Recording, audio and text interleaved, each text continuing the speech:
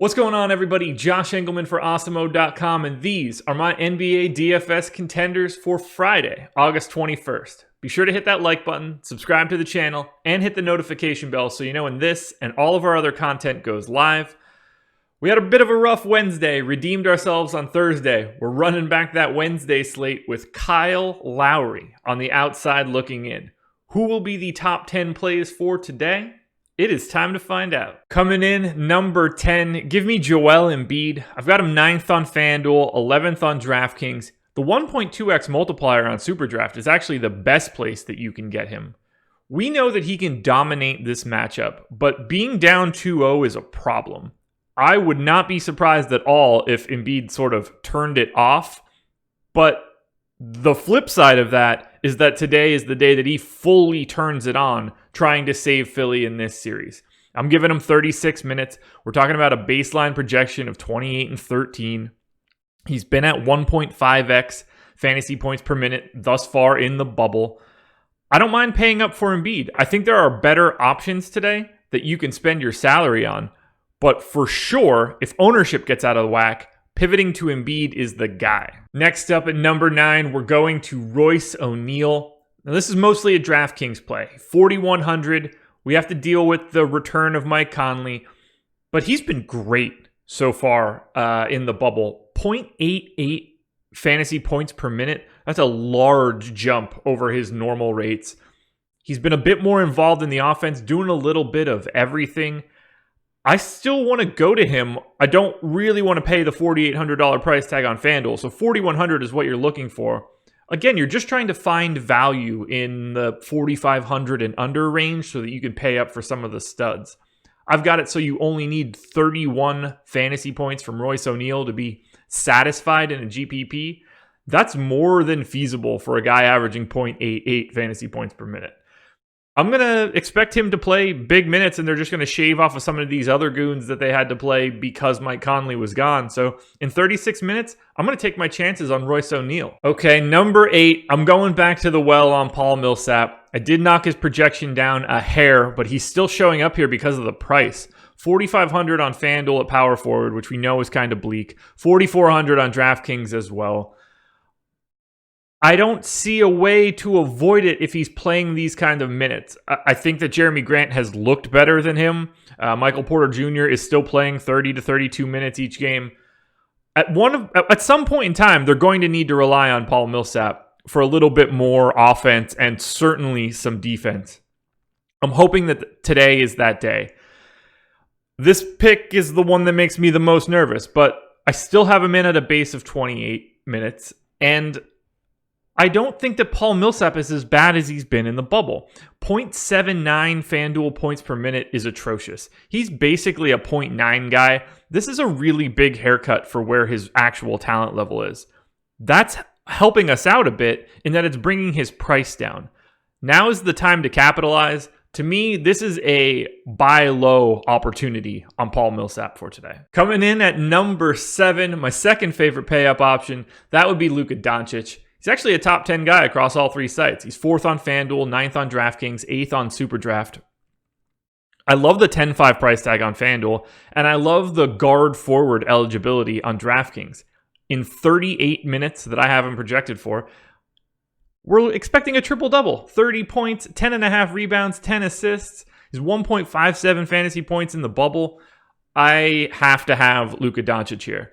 The only problem is I sort of like the other side of the game. Okay, coming in number 6, we're going to Boston for Kemba Walker. He's 5th on FanDuel at 7,200, 6th on DraftKings at 6,600, and 7th on SuperDraft with a 1.6 multiplier. I think he looked good. He looked like he had some burst in game 2. Philly cannot handle him. They're just not equipped for it. In 34 minutes, we're talking 22 and 5, but if he gets cooking, we've seen him drop 40-point games on the Sixers. This isn't even the same Sixers team. Their defensive talent is lower than it normally is. 0.93 in the bubble. I still think he's trying to knock a little bit of the rust off, but from what I saw in game 2, he's not a guy I want to avoid. Kemba Walker is just too cheap. Splitting up the top 10, number 5, Jamal Murray. He's actually number 3 on FanDuel at 7,500. 1.13 fantasy points per minute through the bubble. You're looking for just shy of 50 in a GPP, 47 in particular, on both FanDuel and DraftKings. The key takeaway here is that Jamal Murray is a highly variant outcome player. You'll see games like game 1 where he starts to feel it and he really wants to go at someone like Donovan Mitchell who's doing the same thing. When Jamal Murray gets hot, it's really fun to watch. He creates like no other. He has an incredible two-man game with Nikola Jokic. I see this as a spot where he starts to get cooking, particularly with Mike Conley coming back into the bubble. The Jazz just haven't played with him for a bit, so you're going to be a little rusty. I think Murray can capitalize on some, I don't know, like not the sharpest defense in the world. Conley certainly improves the team, but maybe they need to take a game to get their sea legs back. I'm expecting Jamal Murray to heat up offensively. I like him on all three sites. Now up at number 4, and this is essentially a DraftKings play only, but you can get there a little bit on SuperDraft if you're playing a lot of lineups. 4,600 on DK, dual forward eligibility. Give me TLC, Timothe Luwawu-Cabarrot. Joe Harris is out of the bubble, not going to be playing here in game 3.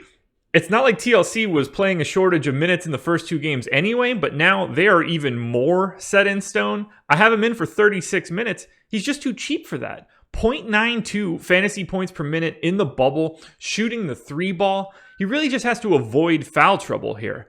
We're going to have neutral-ish usage rate. I could even see that ticking higher if he starts off strong. 17 and 5. I expect a little bit more from the defensive stats, but this is kind of a tough matchup for just scooping up a ton of turnovers. Ultimately, TLC playing 36 minutes is a guy that has to be a large priority. He's such a large priority, in fact, that for right now, he'll probably be my most exposed DraftKings player. Another day, another recommendation of OG Anunoby. He's coming in 3rd. Just a perfect value on both FanDuel and DK. Mid-30s in minutes. Does a little scoring, but nothing too crazy. You're hoping for some miscommunication on defense from the Nets and some open corner threes.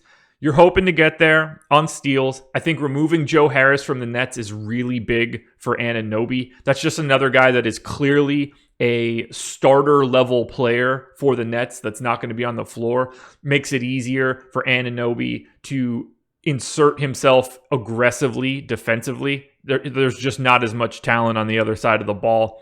He's been what we expect in the bubble, right around a 0.8 fantasy point per minute guy. Sometimes in game 1, it might look bad at the beginning and he finally gets there. It's never going to be fun getting OG Anunoby. You sort of want him to go crazy early so you can build up that little base, because it's not like he's a guy who gets his points fully in every rotation. I mean, we're talking about 0.8 per minute. It's a number that generally grows at a pretty slow rate. So when you can get them in a burst, I like it.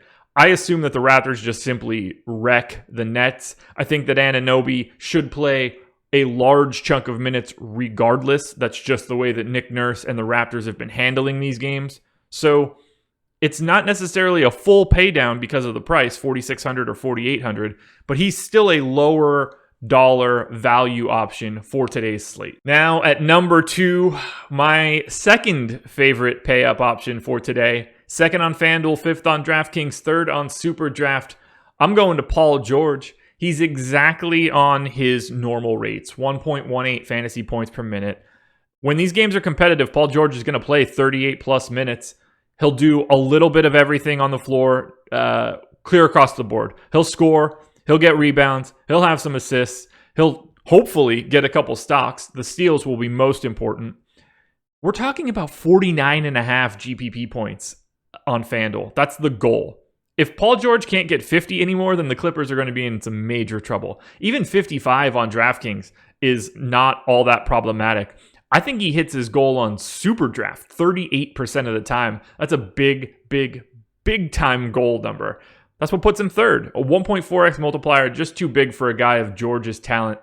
The problem is, I like his teammate more. And that's how we end up with the number 1 play for today. He's a fun guy. It's Kawhi Leonard. 9,700 on FanDuel at small forward, 9,600 on DK, and a 1.25x multiplier on SuperDraft. I have a hard time seeing him as anything other than the clear number one option. We're talking about a mid-50s GPP goal, into the 60s on DraftKings, both highly attainable for someone like Kawhi Leonard, particularly in the playoffs. Big minutes, a 32-point just scoring baseline. That says nothing for if he gets involved in the defensive stats. 1.36 fantasy points per minute during the bubble. I mean, more often than not, this guy is going to go for 56 plus. I mean, we're talking about a chance of going for 60 plus in like 40% of lineups. I am fully in for this. I love Kawhi Leonard here. I think he has a monster day against Dallas. If I'm having to pick between two guys on the Clippers, I'm going to Kawhi over Paul George. I'm hoping that I can get some combination of Kawhi and Luka Doncic going back and forth at each other. That's probably my ideal spend-up build. So number one, it's the board man. It's Kawhi Leonard. And that will do it for this week. Those are my NBA DFS contenders for Friday, November 21st. November. What in the world am I talking about? Clearly not November. Definitely August. I have no idea why I said November. We're leaving it in. Be sure to hit that like button, subscribe to the channel, and hit the notification bell so you know when this and all of our other content goes live. Strategy shows, live before lock. We've got all sorts of video content going out right now. You definitely want to keep an eye on the Awesemo.com YouTube channel. No videos for the weekend, so I will be back Monday morning with my contenders. Best of luck today. I'll see you after the weekend. What a terrible outro.